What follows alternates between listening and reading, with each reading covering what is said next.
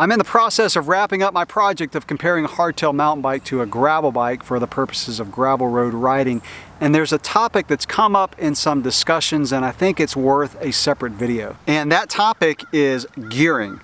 So there are two limitations that I found when using a mountain bike for gravel road riding. And those two limitations are your top end speed and also the jump between gears. So let's talk about the top end speed first. So this week I did a little test. I went out to a downhill section on both bikes to see where I would hit the end of my normal cadence and then where I would totally spin out. So I headed out on the gravel bike first, and I got to the end of my normal cadence, which is around 85 to 90 RPM.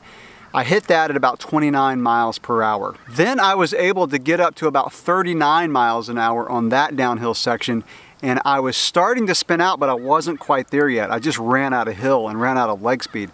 So I think it would be probably around 43 to 45 miles an hour on the gravel bike. Now that gravel bike has a 39 and a 50 in the front, and then an 11 to 32 in the back.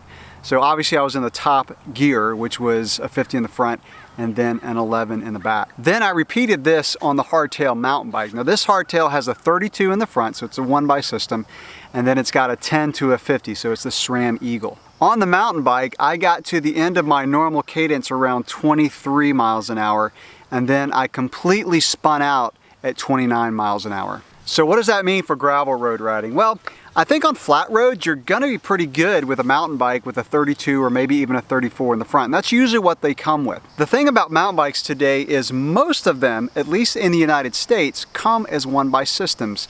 I've noticed that amongst the big brands, Trek makes more bikes with 2x systems, and 2x systems are still made. They're still made by SRAM and made by Shimano, but the bike industry has totally gravitated to the 12-speed SRAM systems. Now, we've got Shimano coming out this fall with a brand new XTR, so it's going to have 12 speed. It's going to go from a 10 to a 51 in the back, and they're also going to really focus too on the 2x systems. So Shimano is definitely not abandoning the 2x systems. But if you go out and buy a mountain bike today, a higher end hardtail with lightweight components, chances are it's going to be a 1x system, and you're going to have either a 32 or a 34 in the front. So where you're really going to start to run out of gear is on the downhill sections or maybe really fast group rides. And really fast groups going downhill, you're definitely going to run out of gear. So how do you overcome this? Well, with a 1x system, you can just put on a bigger chain ring. Whether it's a 1x or a 2x, the max front chain ring is typically going to be about a 38. SRAM makes their Eagle front chain rings in a 30, 32, 34, 36, and a 38. So you can easily go out and buy a 38 if you're really using that mountain bike for gravel road riding and you're starting to run out of gear. Just keep in mind when you do that, you're probably going to have to either add links to your chain if you still have them, or get a new chain because you're going to need a longer chain for putting on a bigger front chain ring. And the downside to that is then you're starting to limit your low end gear range when you want to use that mountain bike for trail riding. The other issue that I found with mountain bike gearing for riding gravel roads is the jump between gears, and this one's actually a little bit harder to remedy if you have a 1x system. So today I was riding my cross-country full suspension on gravel roads, and it's also SRAM 32 in the front, 1050 in the back.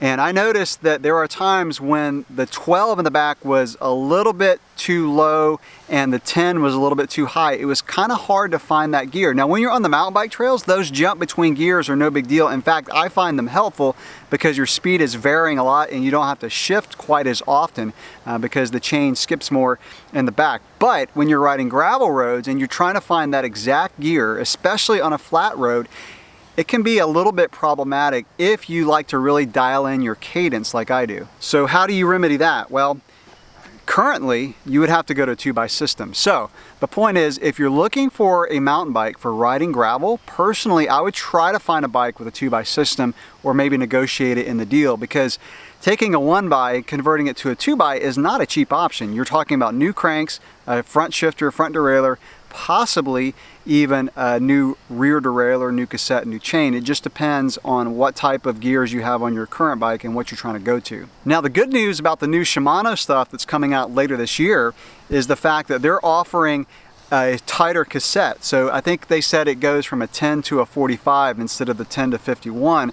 And also they're making that in a 12 and an 11 speed. So Shimano's giving some nice options. So to conclude, gearing is something you really need to think about when you're wanting to use a mountain bike for gravel road riding. The topping out issue is pretty easily remedied by getting a bigger front chainring. Like I said before, 38 is what you're going to be able to get whether it's a 1 or 2x system. The jump between gears, it's a little bit more involved as far as remedying that. But like I said, if you can find a mountain bike with a 2x system, those cassettes are going to be tighter, so you're going to have less jump between gears, and that's probably the better option if you're really serious about using a mountain bike for a lot of gravel road riding. So that'll do it for this video talking about gearing. I'm getting ready to make my final conclusion on hardtail versus gravel bike, so that's coming up on my channel. You probably want to check that out. Thanks for watching.